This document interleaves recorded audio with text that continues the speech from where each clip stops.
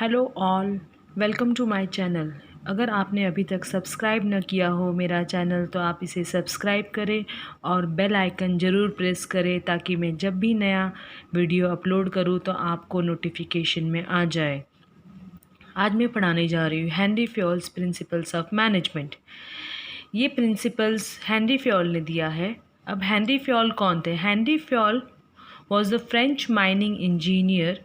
वो एक इंजीनियर के रूप में काम करते थे एक कंपनी में।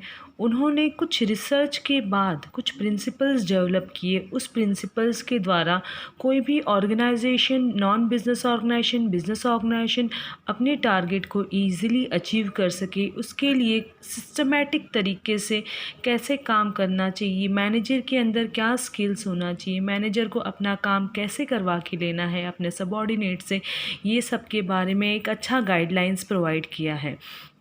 Henry Fayol regarded as father of modern management. Henri Fayol को इसीलिए फादर ऑफ मॉडर्न मैनेजमेंट भी कहा जाता है। He proposed 14 principles of management. Henri Fayol ने 14 प्रिंसिपल्स ऑफ मैनेजमेंट दिया है, जो कि एक बुक लिखी थी उन्होंने, जनरल इंडस्ट्रियल एडमिनिस्ट्रेशन। इस बुक में उन्होंने अपने 14 प्रिंसिपल्स के बारे में डिटेल इंफॉर्मेशन दिया है। It provides guidelines for making decisions and management actions. Henry Fayol ने इस प्रिंसिपल्स के द्वारा गाइडलाइंस प्रोवाइड करने की कोशिश की है ताकि मैनेजर्स जब भी कोई भी डिसीजन ले उस डिसीजन के जरिए अपने टारगेट को इजीली अचीव कर सके। तो प्रॉपर गाइडेंस प्रोवाइड किया गया है प्रिंसिपल्स ऑफ मैनेजमेंट के द्वारा।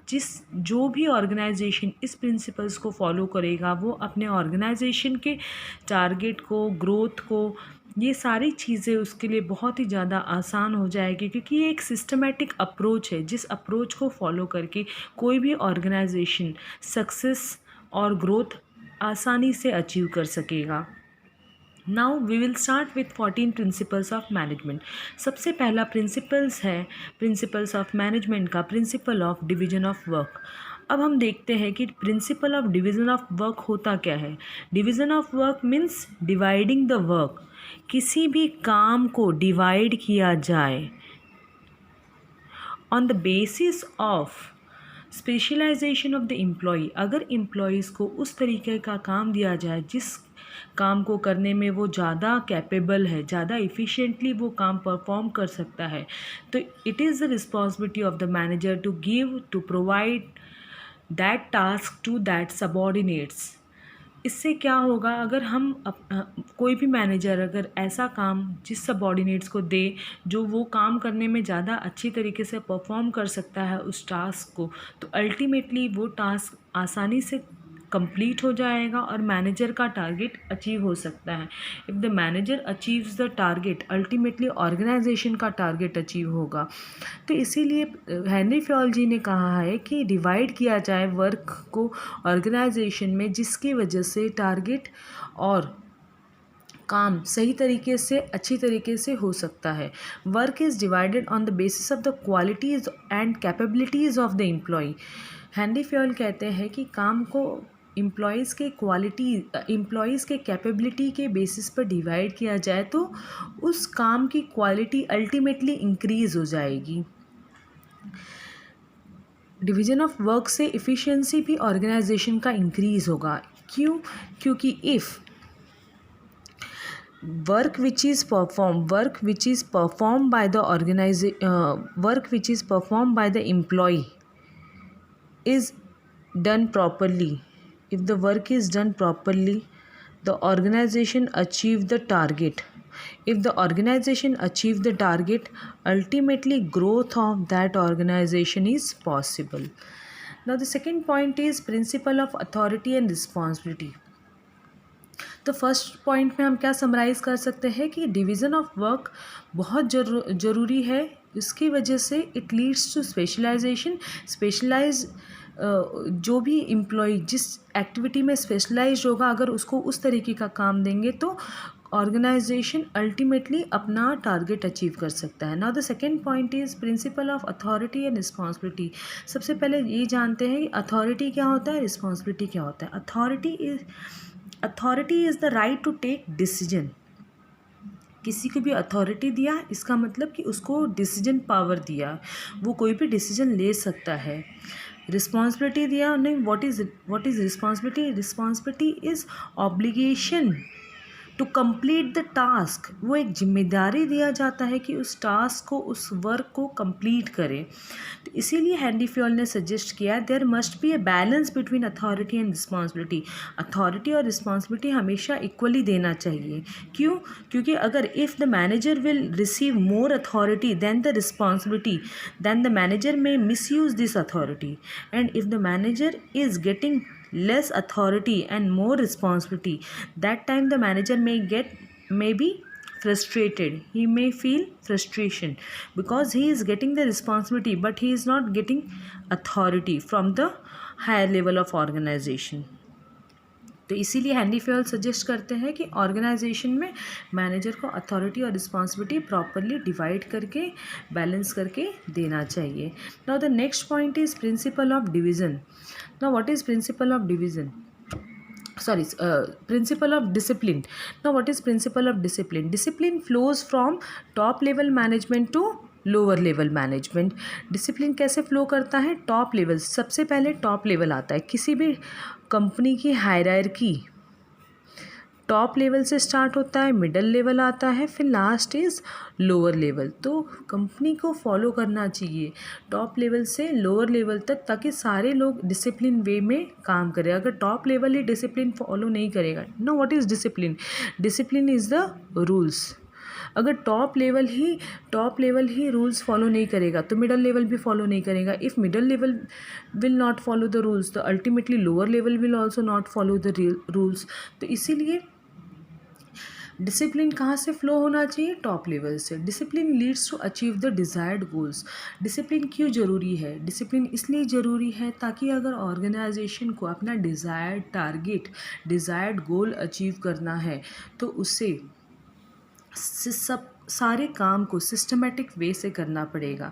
अगर ऑर्गेनाइजेशन को प्रोडक्शन इंक्रीज़ करना है लोअर लेवल मैनेजमेंट से, वर्कर्स से, सबॉर्डिनेट से, तो टॉप लेवल और middle level proper guidance, proper motivation देते रहे लोअर लेवल मैनेजमेंट को, ताकि वो सिस्टमेटिक रूल फॉलो करके अपने टास्क को कंप्लीट करे। अगर लोअर लेवल मैनेजमेंट अपने टास्क को कंप्लीट करेगा तो अल्टीमेटली टॉप लेवल का, मिडल लेवल का और पूरे ऑर्गेनाइजेशन का टारगेट अचीव होगा और ग्रोथ इज़ पॉसिबल।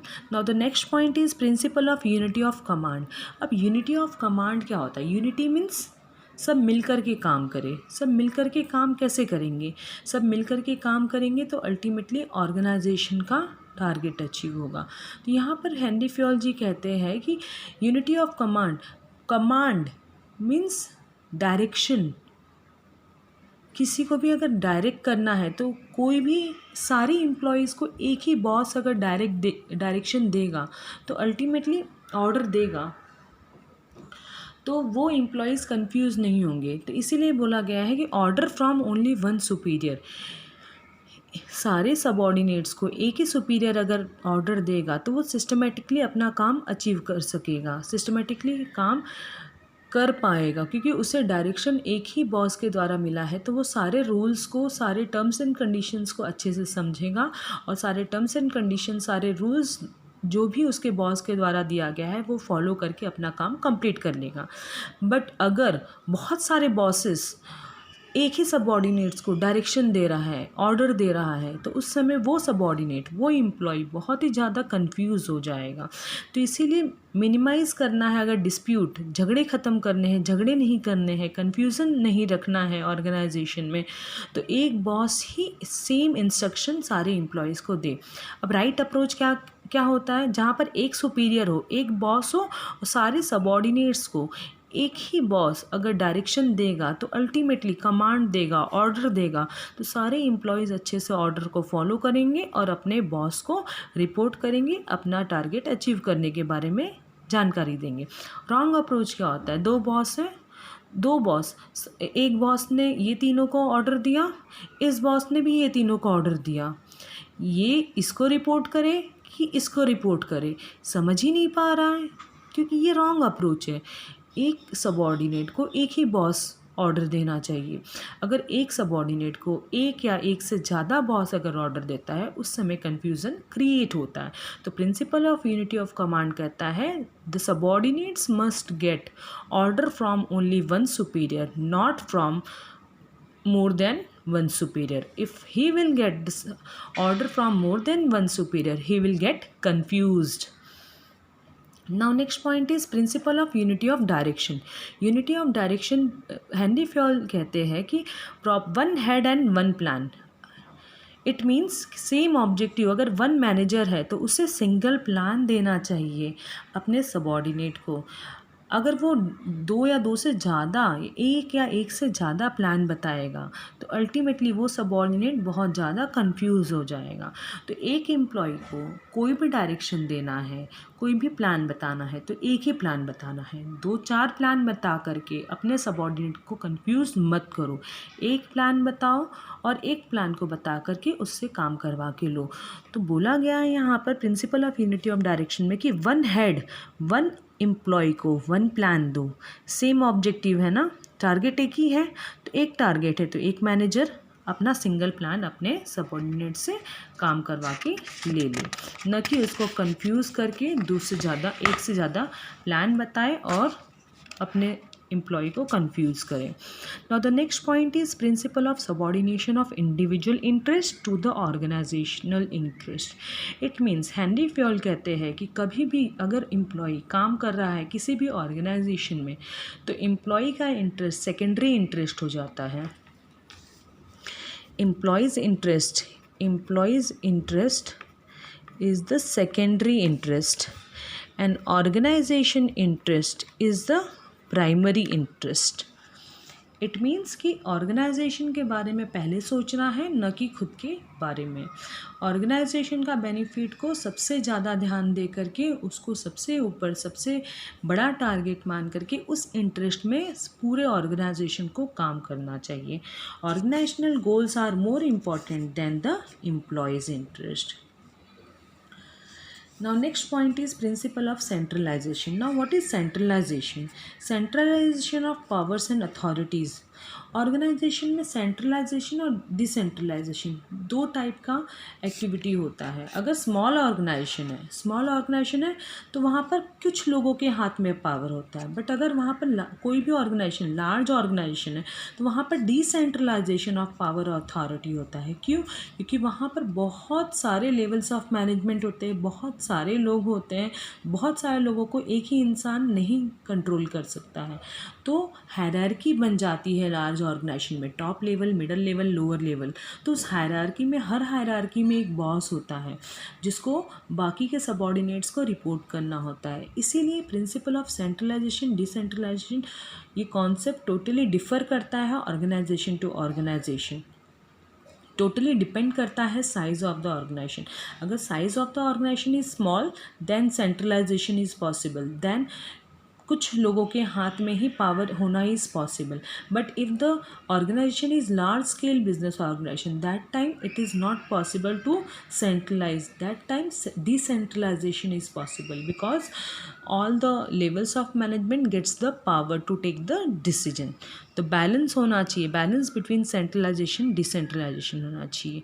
किस बेसिस पर? साइज ऑफ द ऑर्गेनाइजेशन पर।